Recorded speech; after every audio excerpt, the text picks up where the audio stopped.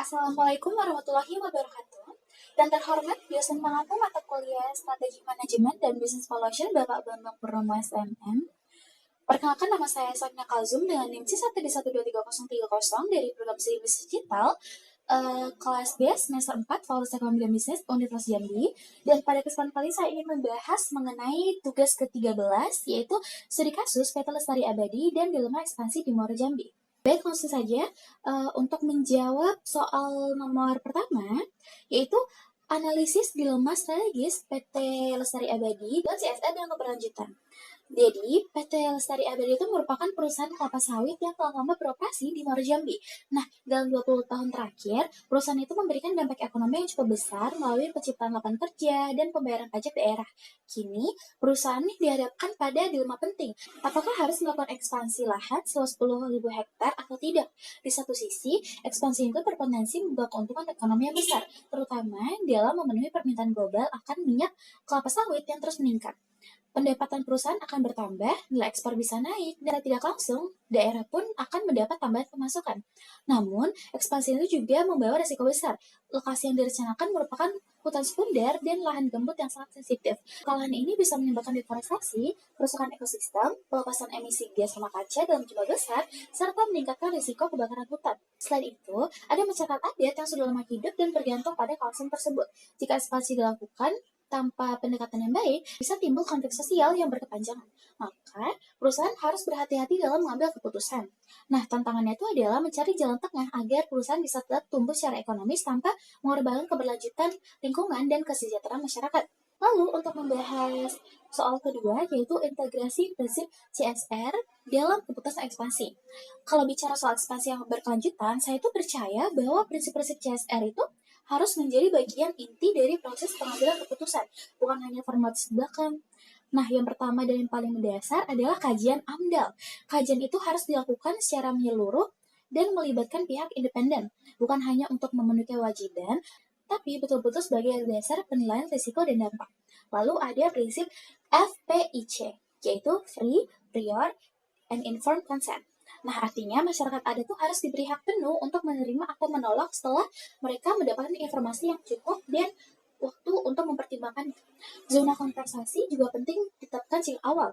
Jangan semua lahan dibuka. Perlu ada area yang tetap dijaga kealamiannya demi menjaga ekosistem. Dan yang terakhir, saya pikir itu penting untuk membentuk Dewan CSR yang melibatkan perwakilan masyarakat lokal. Ini tuh agar perusahaan tidak hanya melihat dari sisi bisnis, tapi juga mendengar langsung suara masyarakat yang akan terdampak. Dengan begitu, keputusan yang diambil itu tidak hanya menguntungkan perusahaan, tetapi juga mempertimbangkan keberlanjutan jangka panjang. Lalu, untuk menjawab soal nomor 3, yaitu pemangku kepentingan dan strategi pengelolaan tekanan.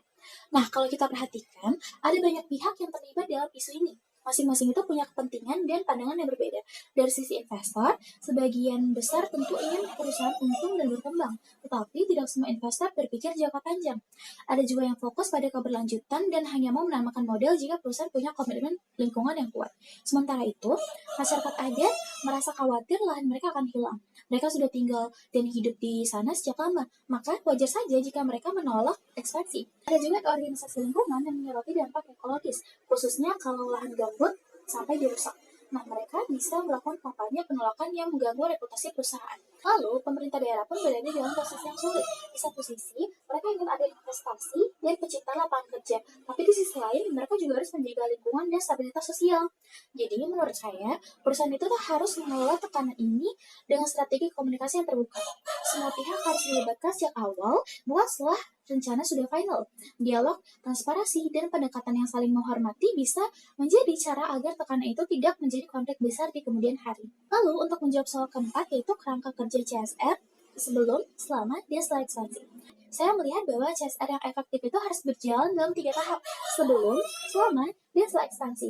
Sebelum ekspansi dimulai, perusahaan tuh perlu memahami kondisi sosial dan lingkungan di sekitar wilayah ekspansi. Artinya, harus ada pemetaan sosial siapa saja yang tinggal di sana, bagaimana mata pencarian mereka, apa saja nilai budaya yang penting. Andal yang dilakukan juga harus akurat, mencakup semua aspek yang melibatkan masyarakat dalam prosesnya. Saat ekspansi berlangsung, perusahaan itu tidak boleh lepas tangan. Harus ada tim khusus yang bertugas memantau kondisi lingkungan dan sosial secara rutin. Kalau ada tanda-tanda kerusakan atau masalah sosial, perusahaan harus cepat tanggap. Setelah ekspansi selesai dan proses produksi berjalan, tanggung jawab perusahaan belum selesai. Masih ada kewajiban untuk melakukan audit keberlanjutan secara berkala. Laporan hasil audit tersebut sebaiknya dibuka ke publik agar masyarakat bisa ikut mengawasi. Semua proses itu harus didasarkan pada prinsip etika, hanya karena tuntutan hukum. Jadi, CSR bukan sekedar bentuk kepatuhan, tapi bagian dari komitmen moral perusahaan terhadap keberlanjutan. Lalu, untuk menjawab soal kelima, yaitu pengukuran dan pelaporan kinerja CSR. Supaya program CSR benar-benar bisa nilai keberhasilannya, perusahaan harus punya sistem pengukuran yang jelas. Misal, dari sisi lingkungan, kita tuh bisa lihat berapa banyak lahan hutan yang berhasil dijaga tetap utuh, atau berapa besar emisi karbon yang bisa ditekan dibandingkan tahun-tahun sebelumnya.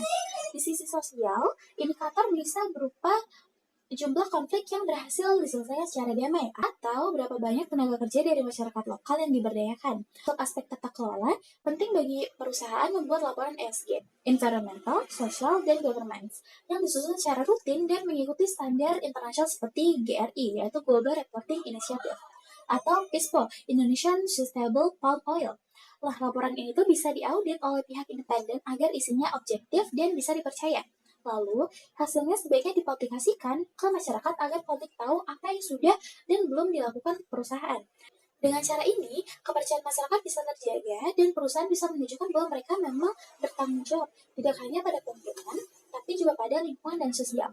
Baiklah, sekian presentasi dari saya. Mohon maaf bila ada salah kata. Semoga ilmunya bermanfaat. Wassalamualaikum warahmatullahi wabarakatuh.